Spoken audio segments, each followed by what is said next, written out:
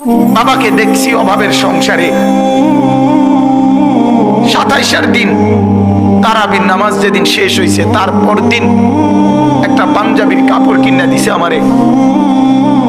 ঈদের দিনও সকালবেলা, আমি ঈদের দিন আজ ঈদ ফজরের নামাজ পড়ে আমি টেইলারের দোকানে দাঁড়ায় ছিলাম।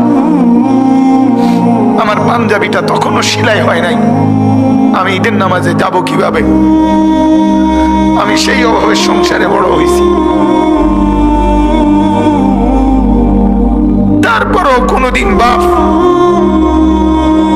অবৈধ রোজগারের পিছনে যায় না। এক মসজিদের ইমামতি করছে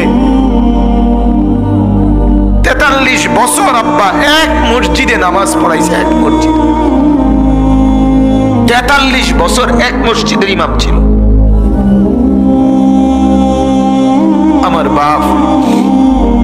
এটা বোঝা উচিত নিজের সন্তানকে গুনাহের রোজগারের উপরে নামাই দিয়ে কেমনে সুখ আসবে?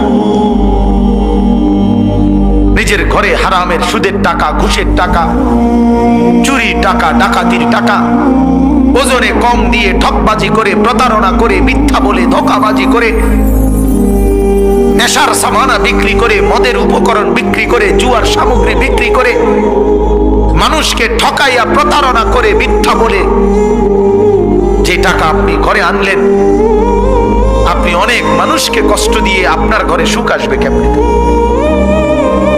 বলে? কতক্ষণ নারী দেখবা ভাইয়া?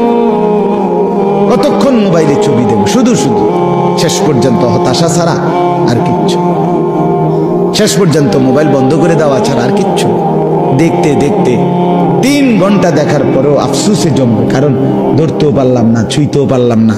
তো কি হইল?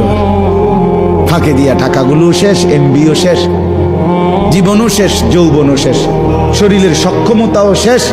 আখেরাত তো নাই আগে, আখেরাত তো নাই আগে। আর কি রইল? আর কি পাইলাম? পরের নারী দেখে লাভ কি হলো? পরের বোনকে দেখে কি লাভ? অশ্লীল ছবি দেখে কি লাভ হইল? আল্লাহকে হারিয়ে কি লাভ?